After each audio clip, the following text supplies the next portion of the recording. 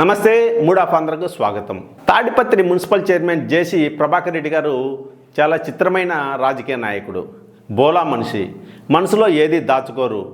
ఏదైనా సరే బయట పెట్టకుండా ఉంటే ఆయనకు బహుశా ఆ రోజు రాత్రి నిద్ర పట్టదేమో.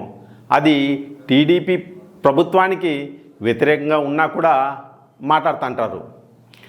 నిన్న ఆయన తాడిపత్రిలో ప్రెస్ మీట్ పెట్టినాడు. ఆ ప్రెస్ మీట్లో అల్ట్రాటెక్ సిమెంట్ ఫ్యాక్టరీకి క్షమాపణలు చెప్పినాడు. ఎందుకయ్యా అంటే తాను చెప్పినట్టు ఆ ఫ్యాక్టరీకి ప్లయాస్ సరఫరా చేయకపోవడంతో అందుకు ఆవేదనతో ఆయన క్షమాపణలు చెప్పినాడు. అది కూడా కుటుంబ సభ్యుల సూచన మేరకు తాను క్షమాపణలు చెప్పినట్టు ఆయన మీడియా సమావేశంలో పేర్కొన్నారు. తానేమి వ్యక్తిగత ఆదాయం కోసమో లేదంటే కుటుంబ సభ్యుల సంపాదనను పెంచడానికో చేయడం లేదని మీడియా సమావేశంలో వివరించినారు.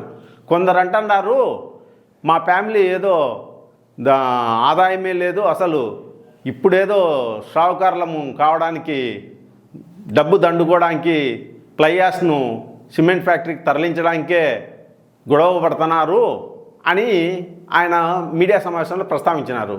తన కుటుంబ నేపథ్యాన్ని చెప్పుకొచ్చినాడు. ఆయన తన కుటుంబంలోని అంటే తన అక్కగారు అట్లనే తన అన్న తనతో పాటు అందరినీ తన తండ్రి చెన్నైలోను అట్లనే హైదరాబాద్లోను చదివించిన వివరాలను మన ప్రభాకర్ రెడ్డి గారు వెల్లడించినారు.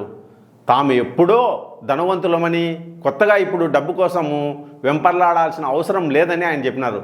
కాబట్టి తాను ప్లయాస్ను తరలించడానికి ప్రధాన కారణము తన వర్గీయులైన కొంతమందిని బతికించడానికి, వారికి ఉపాధి కల్పించడానికే తప్ప తనకి ఎలాంటి ధనాపేక్ష లేదని మీడియా సమావేశంలో వివరించినాడు. ఇకపై ఈ సమస్యకు ఫుల్ స్టాప్ చెప్పినట్టు కూడా ఆయన తేల్చి చెప్పినాడు.